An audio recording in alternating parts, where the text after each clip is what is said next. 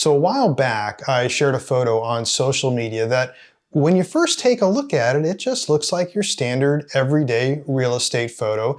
Nothing super special about it, rather innocuous, but I got a lot of criticism for it with people that were losing their minds. Now, social media will be social media and that will happen, but I wanted to use this as an opportunity so that you can see where that controversy came from, because it came from some of the editing that was done on this.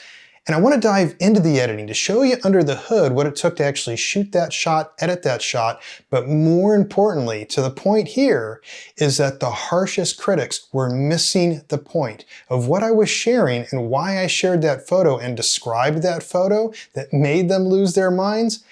Because those harshest critics missing the point were also missing out on better opportunities. Something that this photo represents, why that photo was shot, why it was edited the way that it was.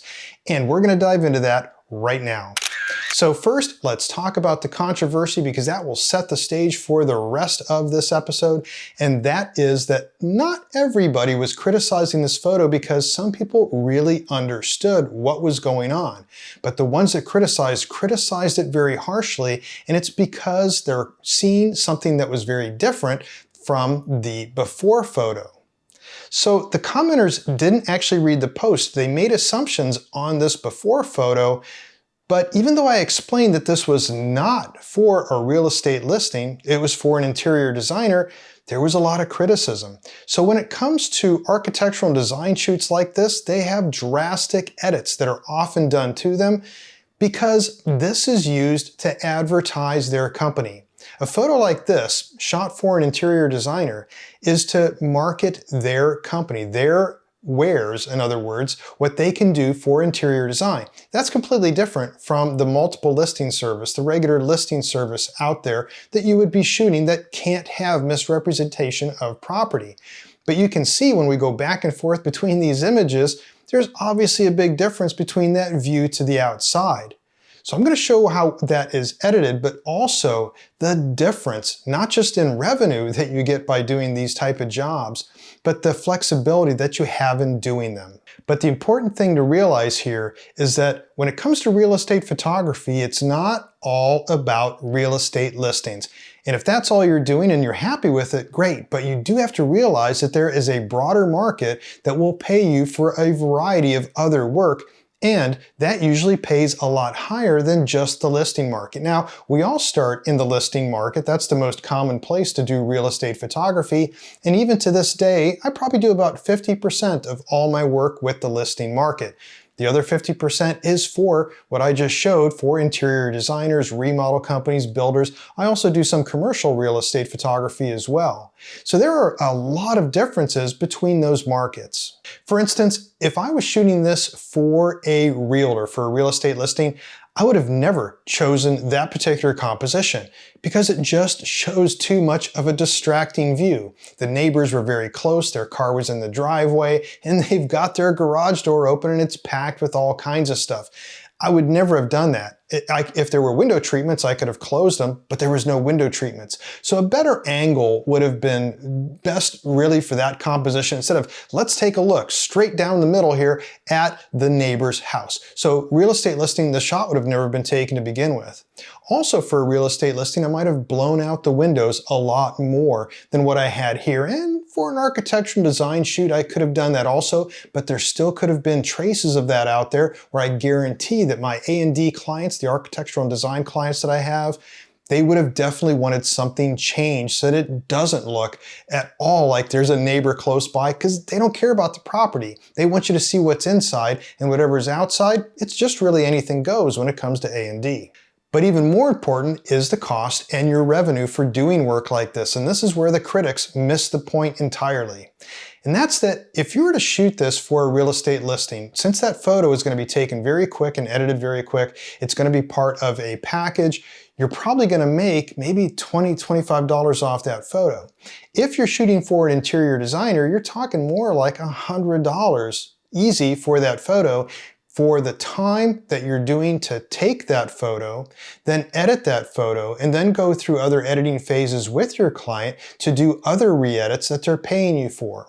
When you're doing non-listing type of photography work, you're getting paid by the hour to not only be on site, but also for any extra edits that they want to do. And it's also for edits that they might want you to do later. So it's a better revenue stream that you do get out of it, but it does require that you have the skills to be able to do this type of work. So with that in mind, let's now dive into this photo. Let's take a look at how I actually shot this and lit this photo. Let's talk about that. And then I want to show how it was edited, and then also how it was edited to get that view to the outside, which is a lot easier than what you might think. So here in Photoshop, we can see what's going on and also how I edited it. Here is the list of all the layers here on the side, and I just saved here at the very bottom what it looked like before.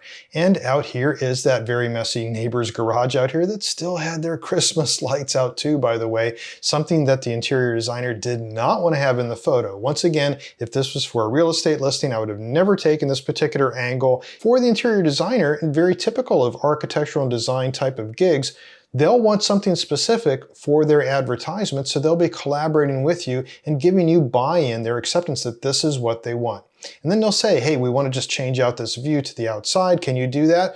Well, I'm going to show you how. This is going to then use the typical flambient method where I first light everything so I can get a nice color base.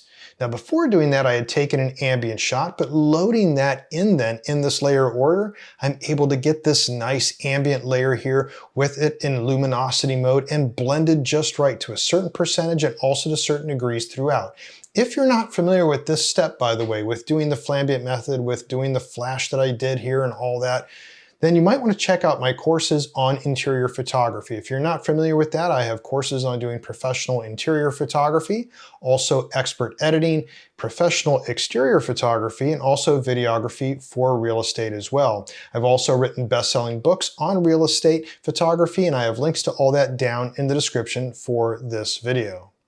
Moving along though here, the next step was just to bring some color back. Here I did a very minor window pull, and then I also desaturated the ceiling just to take a little bit of the color out of that. After doing that then, a couple little edits here, just things like removing this couch here for them, and that was just a generative fill. And then the rest of it was straightening it up and getting this view to the outside. Now getting that view to the outside is actually a lot easier than what you might think, because we can use generative fill in a similar manner that we would use if we were doing window pulls. And the fact that we can overlap a lot of this area and still maintain all of these overlapping elements into the window. Now I grouped these all together so you could see all the various layers that were involved, but the biggest thing here was the generative fill layer. You can see that replaced that window view. And if we take a close look here at this, we can see that it has a portion of the lamp, it has overlapping onto the window frames, a little bit of excess here that I eventually did edit out. But when we take a look at the finished product, you can see that's all gone, and it does blend very well to cover up that annoying view. So let's take a look now at how this is done. So first, let's just turn off this group where I had done all of that other editing. Now what we want to do is go in here and we want to draw a polygon around the window areas, but we do want it to overlap. So I'll grab the polygon lasso tool, and up here, I'm not worried about that little bit of corner. I'm going to overlap onto this lamp. I'm not really worried about that because it does need to have that information. I'll overlap into also this plant that's on the table, and then go down here and overlap onto the pillow, and then also up here. So you can see I'm overlapping onto existing elements so that it knows what it does need to fill in and also how to blend it into an existing area. It's part of the learning process that really works well with doing these AI edits. So I'm going to do the same thing here with just barely kind of fitting into the table there, but once again, overlapping onto the window frame just enough that it knows I don't want to replace the window frame. I want to replace what's around and inside more of those boundaries. Now the next thing is to do a generative fill. So what I would do is go to Edit and then Generative Fill. You can also do this from the conceptual taskbar. I like to hide the conceptual taskbar and just call up Generative Fill when I need to. Now there's a variety of prompts that work really well for this type of window fill depending on where the window is in the house. In this case, I've found that usually specifying a park works really well, or sometimes a backyard. So what I would suggest doing is you first start with a simple prompt and then you can build on it. So what I would first do is I would say a view of a park. Once we have a view of the park in there, then click generate. And then we have 3 choices after generative fill is done. Let's turn that layer off and on, and you can see that it really did a pretty good job of retaining the hanging lamp, the plant that was down here, and also the window frames. Now the window frames aren't exactly accurate, but unless the designer was going to be selling the windows, they might not care about that, or you could edit those further, or you could also try different options. So here's one with a park. It's not really that great. This one here, I wouldn't use at all. I don't know what Photoshop was thinking. So you can elaborate on this. You could say a view of a park with trees, a view of a grassy park, things like that that can really help. Another thing too that works quite often is a view of a backyard, not a front yard, because that'll typically show other houses. So what you might try is a view of a backyard, and then see how that works for you. We can see here that a view of a backyard isn't bad. I could even take this, might be a pony wall they might consider here, being made of the slates of wood, and I could change that up a little bit, but I do have quite a few options. I wouldn't use the brick wall here, but something like this might be good, or you just keep going and you try just a few more times. Remember, this is something that you're getting paid by the hour to do. So it doesn't hurt to really take your time and do this right. For instance, here I might say a view of a grassy backyard. You can get as elaborate as you want here. Grassy backyard with oak trees and a pool. And we can see what that looks like, or you could even say with mountains in the background, and see what that looks like by clicking generate. And these are okay, they're editable. There's nothing here that couldn't be edited and made to look a little bit better for an interior designer. And some of this is just not realistic. Some of it is just okay. But by doing this, you have a lot of flexibility on what you want to do to edit it. Now, quite honestly, I would probably start with this one and maybe edit this a little bit further. If a view is ever too overpowering, you can put a layer of white over top of it and then leave it as a bit of a frosted look. So for instance, what I would do is I would make a new fill layer. I would go up to layer and I would say new fill layer, solid color. And then I would say okay and pick the color white, which would be 6 Fs, or you can do 3 Fs as a shortcut in Photoshop. With that then, I would hide everything by inverting that mask. Then what you can do is go in here closer, and this is where you might want to then use like the quick selection tool, object tool, something like that. Add maybe to it with the polygon tool to make sure you get everything here that you want, because you can really modify this layer. So we'll go here and we'll do that much, make sure that's all included in there on that pane. Then we could go over here on this pane, and we can also do something so we get somewhat of a frosted view out here through this pane. So this is where you do, if you're going to do the frosted look, you do kind of have to get a little bit closer, and there's a little bit more work involved to do it. But once you have that, then if you press Alt-Delete on that mask and it's filled with white, you just take the opacity down and you get somewhat of a frosted look through that window. So here we've got 55% opacity on our frosted look, and then we can also just lower that. And once again, we could still go into the generative fill layer. We could change it to whatever we'd like. We can still go back in and edit it by clicking on it and opening up the properties dialog and typing something else in so we can try more things. So if we wanted though to edit just the generative fill layer, that's something you can also do. The thing is though, is that you will have to first make a copy of it and then rasterize it.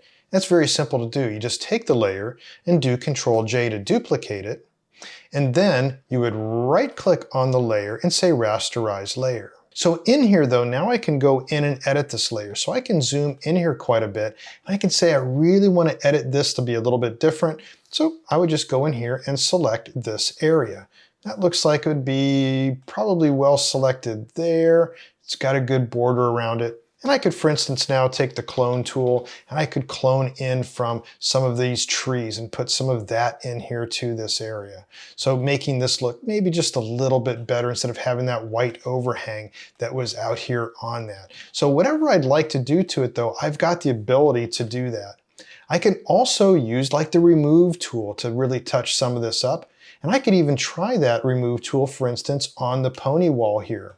So I didn't really care for this, so I could go over here and use the remove tool, and then I could select just this pony wall. I'll overlap once again on here, and whatever that blue thing was outside, and I'll draw a border around it. If it fills it in, means that it's probably recognizing it well enough to fill, so I'll hit the little checkbox up here, or you can press enter and see how well it does. And that's really not bad. I could still take this further and do some cloning, make a little bit of a better background out of it, but it gave me a good starting base. So this is better than, I think, than having that pony wall and what I thought was probably an awning overhang, since there was awning overhangs over here. So we've got something though that can be edited. But the moral of the story here is that when I shared this original photo, there was no reason to lose your mind because AI was used to change out this from the initial terrible view that was to the outside. Not everything is going to be in real estate photography for the residential listing market. There are many other markets where editing is required so that you do change out a lot of stuff. And once you learn how to do that, then you can open up more doors of opportunity to then make more money as a professional real estate photographer.